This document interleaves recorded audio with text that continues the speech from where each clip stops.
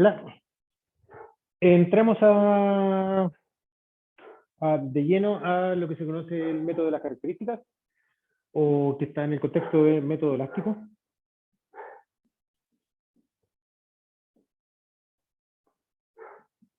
Para resolver el régimen permanente en tubería. En el apunte, antes de llegar al método inelástico, o sea, del método elástico, perdón, se basa por el método inelástico, que en el contexto de lo que ustedes ya conocen es Euler, ¿ya? Las ecuaciones de Euler, L sobre G por dv de t más B2 menos B1, y se le agrega las pérdidas, ¿ya? Más las pérdidas, igual a cero, de manera tal de que yo puedo resolver las ecuaciones, pero suponiendo de que la velocidad solamente varía en el tiempo, ¿ya? La velocidad dentro de la tubería es uniforme, pero varía en el tiempo, ¿ya?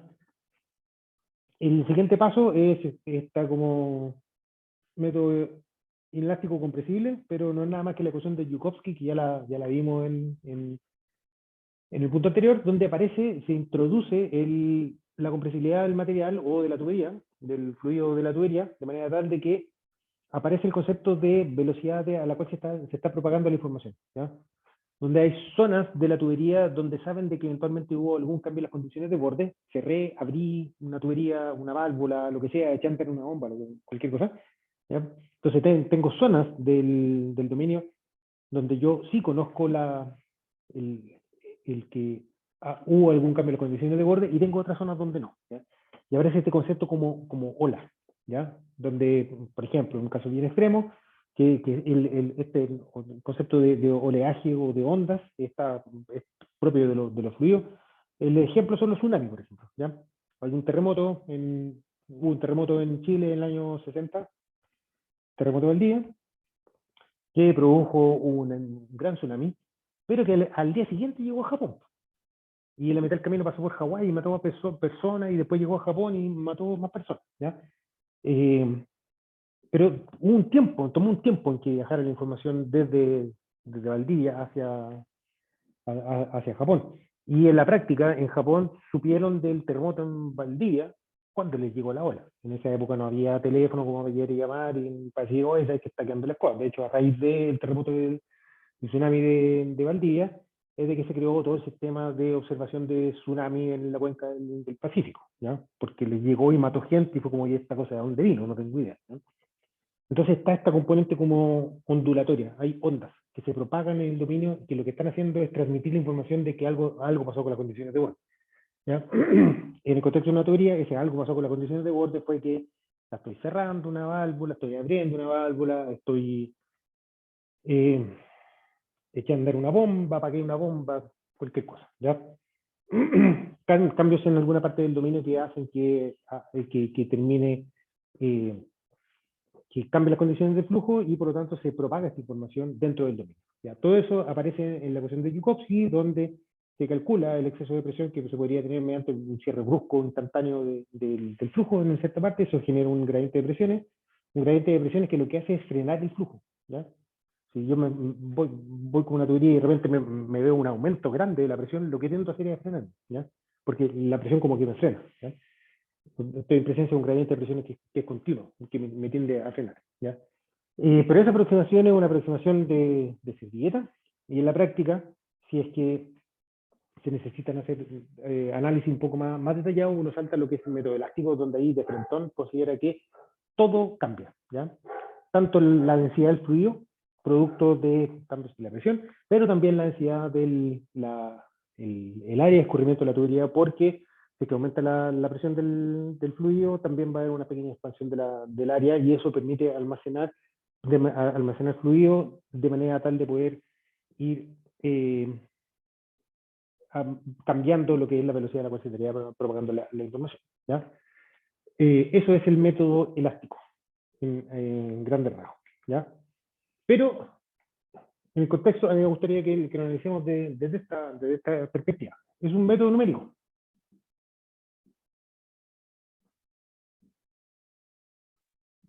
que se llama el método de las características. Características, ¿ya? O sea, tengo el método elástico, que esto son las ecuaciones, digamos así,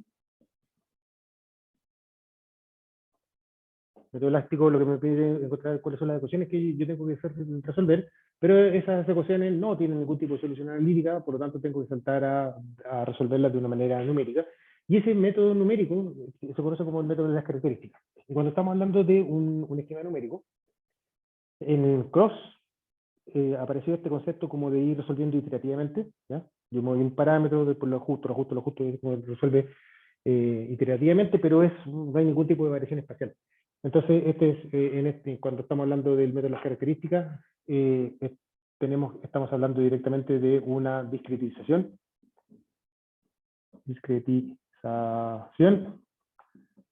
de U y H en el dominio, en la tubería, mejor dicho, en la tubería, tal que U y H se conocerán solo en algunas partes, en algunos puntos de cálculo, y para algunos tiempos.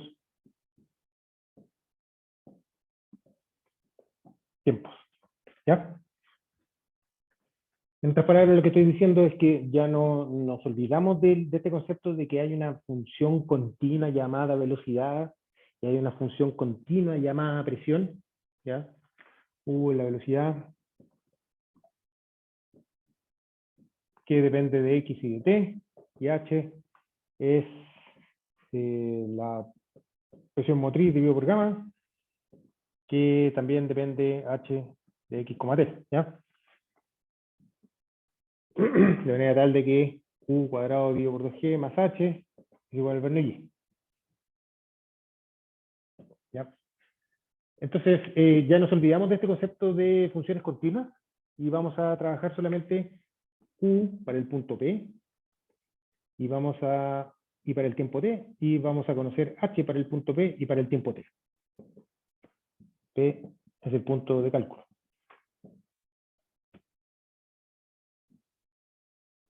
¿Ya? Y el paso de tiempo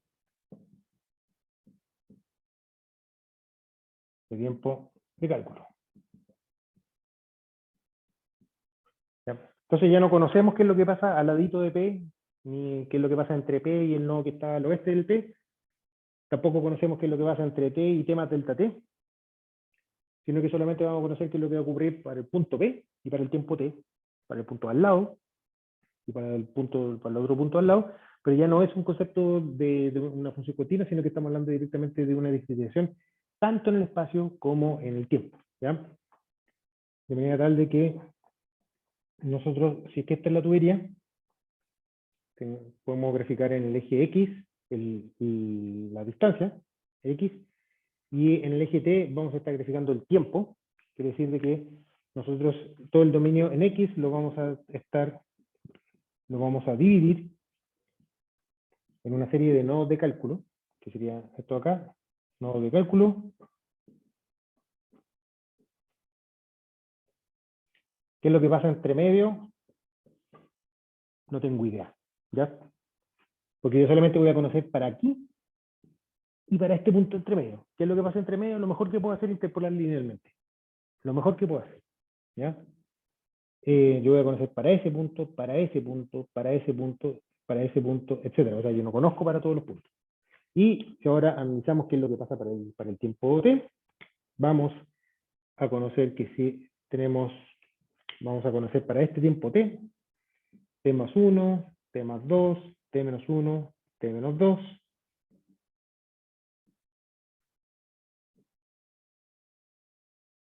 Y nuevamente nosotros vamos a conocer para ese tiempo, para ese tiempo, ese tiempo, ese tiempo, ese tiempo, y todo lo que ocurre entre medio, no sé, ¿ya? Y lo mejor que podría hacer es a lo mejor interpolar linealmente en el tiempo y en el espacio. Y a eso es lo que me refiero con una discretización. O sea, ya nos saltamos del concepto de funciones continuas y pasamos a un concepto de funciones discretas, Donde lo único que sí sé es que estos puntos de acá están diferenciados por una distancia delta X, y el tiempo va a estar diferenciado por un tiempo delta T. Y vamos a colocarlo en delta T y delta X. ¿Ya? Que son donde la elección de delta T y delta X corresponden a las características del problema que nosotros vamos a estar resolviendo. Y son, en principio, son constantes y para toda la tubería, a no ser de que haya algún cambio de celeridad principalmente. ¿Ya? Así que, de esa manera, nosotros podemos conocer qué es lo que va a estar pasando en el punto P para el tiempo T,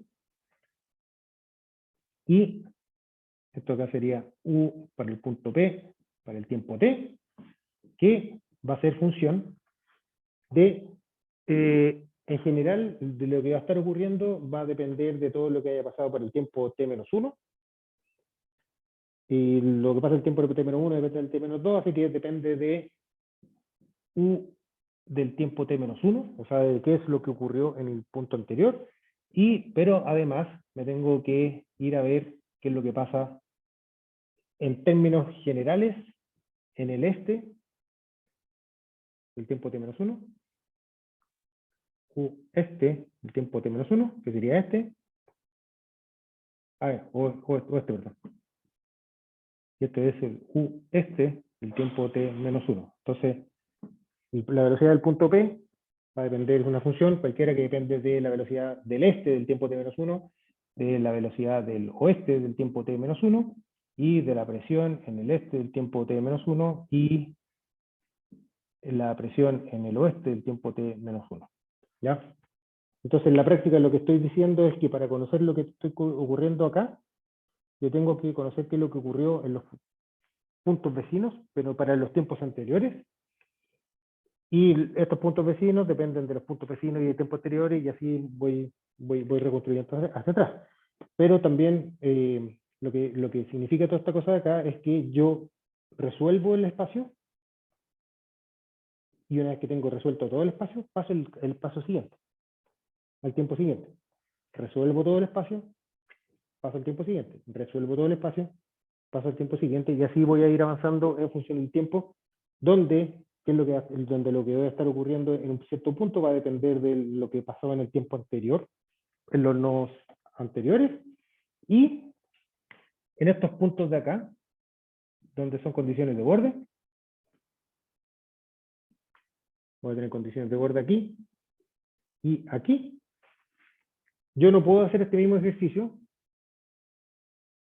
de decir de que lo que está ocurriendo en este punto de acá, si bien va a depender de este, no puede depender de algo que esté fuera del dominio, porque yo no lo conozco. Entonces voy a necesitar unas condiciones adicionales. Aquí, para poder estas condiciones de borde, necesitan ecuaciones adicionales. Y acá de nuevo una ecuación adicional. Para poder efectivamente cerrar siguiendo esta lógica, yo necesito ver qué es lo que pasa al este y al oeste, pero si estoy parado en este punto, no tengo nada al este, así que necesito una ecuación adicional. Si estoy parado en esta condición de borde, no tengo nada al oeste, así que necesito una condición con una ecuación adicional. ¿Ya? Así que esta es como la idea de la modelación numérica. Donde yo tengo ecuaciones que si bien van a estar definidas continuas, derivadas parciales, etcétera, todo lo que quieran, se resuelven mediante un método numérico, donde inmediatamente lo que hay detrás de ese método numérico hay una distribución de U y H, la velocidad y la presión motriz, en el espacio, donde inmediatamente nosotros estamos asumiendo de que no vamos a conocer la velocidad en todas las partes del dominio, tampoco vamos a conocer la presión en todas las partes del dominio, sino que solamente en algunas partes. En ese nodo, para ese tiempo, y nada más. Lo que eventualmente podría ser entre medio, podría ser interpolación, pero magia, ¿ya? Yo lo único que puedo decir es de qué es lo que ocurrió aquí, en ese punto, para ese tiempo, ¿ya? Pero ¿qué es lo que gano? Gano la posibilidad de resolver ecuaciones que, si no es de manera discreta, no tendría ninguna manera de poder resolverlas. Eso, definiciones adicionales. U y H. U es la velocidad del flujo que se tiene, que va a depender de X y del tiempo. H es la presión motriz, que también depende del X del tiempo, y de manera tal de que yo puedo definir el Bernoulli para cualquier parte, que sería el U cuadrado dividido por 2G más H. ¿Ya? Eso en términos para ir clarificando nomenclatura. Subíndice para el punto del espacio, superíndice para el tiempo en el cual yo estoy trabajando, tiempo t, t más 1, t menos 1, etcétera, punto p, este y este.